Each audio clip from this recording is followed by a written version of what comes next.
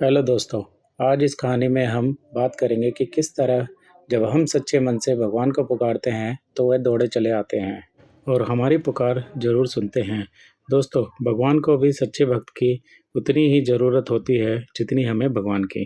तो आज मैं आपको बताऊंगा कि अगर आपके जीवन में किसी चीज़ का अभाव है तो उसकी जगह भगवान का भाव प्रकट करके आप जीवन में उसकी कमी दूर कर सकते हैं और आपकी परेशानी बहुत जल्दी दूर हो जाएगी। तो दोस्तों, आज हम बात करेंगे कि किस तरह बरसाना गांव में एक सेठ की पुत्री बनकर खुद राधा रानी आई थी। एक बार की बात है, बरसाना गांव में एक सेठ रहता था जो बहुत धनी था। उसके 3 पुत्र थे, परंतु उसकी कोई पुत्री नहीं थी। कुछ समय पश्चात उसकी पत्नी का भी देहांत हो गया। सभी पुत्रों की शादी हो गई। सभी पुत्र अपने कार्य में व्यस्त रहने लगे। अपने बच्चों में उसकी पत्नी के बाद सेठ के दिल की बात सुनने वाला कोई नहीं था। सेठ को शुरू से ही इस बात का बहुत दुख था कि उसकी कोई पुत्री नहीं है। लेकिन अब उसकी पत्नी की मृत्यु के बाद उसको यह दुख सताने लगा और वह इस बात को लेकर परेशान है कि उसकी कोई पुत्री नहीं है। एक दिन एक महान पंडित उनके घर पर आए और उसे दुखी देखकर उनसे पूछा कि तुम्हें किस बात की परेशानी है।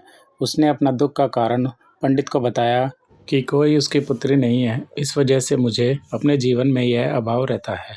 यह सुनकर पंडित उसको कहता है कि यह भी कोई परेशानी की बात है। तुम राधा रानी को अपनी बेटी मान लो। हमारे जीवन में जिस चीज़ की भी कमी होती है उसको भगवान ही पूरा कर सकते हैं। परेशान होने से क्या होगा, तुम राधा रानी को अपनी पुत्री मान लो और उनसे अपने दिल की बात किया करो। देखना, तुम्हें यह अभाव कभी नहीं सताएगा। सेठ को पंडित की यह बात अच्छी लगी और वह ऐसा ही करता है। राधा रानी की मूर्ति लेकर आता है और प्रतिदिन भोजन करने से पहले राधा रानी को भोग लगाता है, फिर स्वयं भोजन करता है और सोने से पहले राधा रानी के साथ खूब बातचीत करता है। ऐसे ही करते करते वह दिल से राधा रानी को अपनी बेटी मानने लगा और वह भूल गया कि उसकी कोई बेटी नहीं है। उसे इस बात का आभास होने लगा कि उसकी पुत्री सच में है और वह बहुत दिल से उसे अपनी पुत्री मानने लगा। जब तक वह बात ना करता, उसे भोजन ना खिलाता, उसका मन नहीं लगता और जब वह बात करता तो उसके मन को बहुत संतुष्टि मिलती है, जैसे उसे पता नहीं क्या मिल गया हो। दोस्तों, एक दिन सेठ के घर पर एक चूड़ी बेचने वाली मनहारन आती है। वह उसकी बहुओं को चूड़ी पहनाकर जाती थी। एक दिन वह चूड़ी बेचने घर पर आई। उसने सेठ की तीनों बेटे की बहुओं को चूड़ी पहनाई। उसके बाद जब सेठ की बहुएं चूड़ी पहनकर चली गई तो उसके सामने एक और कन्या आई। उसने भी कहा कि मुझे भी चूड़ी पहना दो। चूड़ी वाली ने सोचा शायद सेठ के घर पर कोई मेहमान आई है, तो उसने उसको भी चूड़ी पहना दी। उसके बाद चूड़ी वाली सेठ से पैसे मांगने सेठ की दुकान पर गई और बोली कि चूड़ी के पैसे दे दो।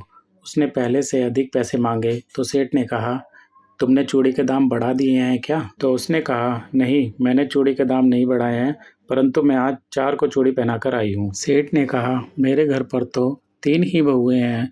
तो उसने कहा, नहीं, मैंने आज 4 को चूड़ी पहनाई है। सेठ ने कहा कि तुमसे कोई गलती हुई है, मेरे घर पर तो चूड़ी पहनने के लिए मेरी सिर्फ 3 बहुएं हैं। तो उसने 3 के पैसे चूड़ी वाली को दे दिए और चूड़ी वाली भी बिना कुछ कहे अपने पैसे लेकर घर चली गई। रात को सेठ घर आया। उसने हमेशा की तरह राधा रानी को भोग लगाकर और खूब सारी बातें कर कर सो गया। उस रात सेठ के सपने में राधा रानी आई और कहने लगी, बाबा, तुमने चूड़ी वाली को मेरी चूड़ी के पैसे क्यों नहीं दिए? जब तुम मुझे अपनी बेटी मानते हो तुमने मेरी चूड़ी के पैसे क्यों नहीं दिए? और ऐसा कहकर लाडली बेटी की तरह रोने लगी। यह सब देखकर सेठ की आंख खुल गई और वह भी रोने लगा। जब सुबह हुई तो वह चूड़ी वाली के घर गया और उसने बहुत सारी स्वर्ण मुद्रिकाएं उसके पैरों में रख दी और उसने बताया कि कल तुम सच बोल रही थी।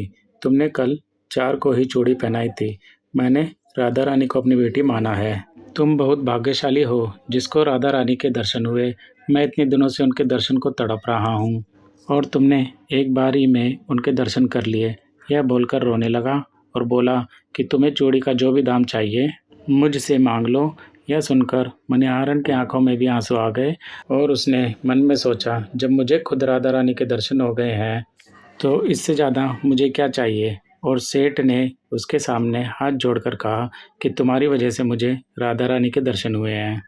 जिससे मेरा यह जीवन सफल हो गया, मुझे कुछ नहीं चाहिए। तो दोस्तों देखा कि जब हम भगवान को दिल से पुकारते हैं, उनकी पूजा अर्चना करते हैं, तो वो कैसे हमारे पास दौड़े चले आते हैं। आशा करता हूँ कि आपको मेरी ये कहानी बहुत अच्छी लगी होगी और आप भी अगर किसी वस्तु को लेकर परेशान हैं, तो भगवान से प्रार्थना कर सकते हैं, वे आपकी प्रार्थना ज़रूर सुनेंगे। अगर यह कहानी आपको अच्छी लगी हो, तो हमारे चैनल को सब्सक्राइब करें।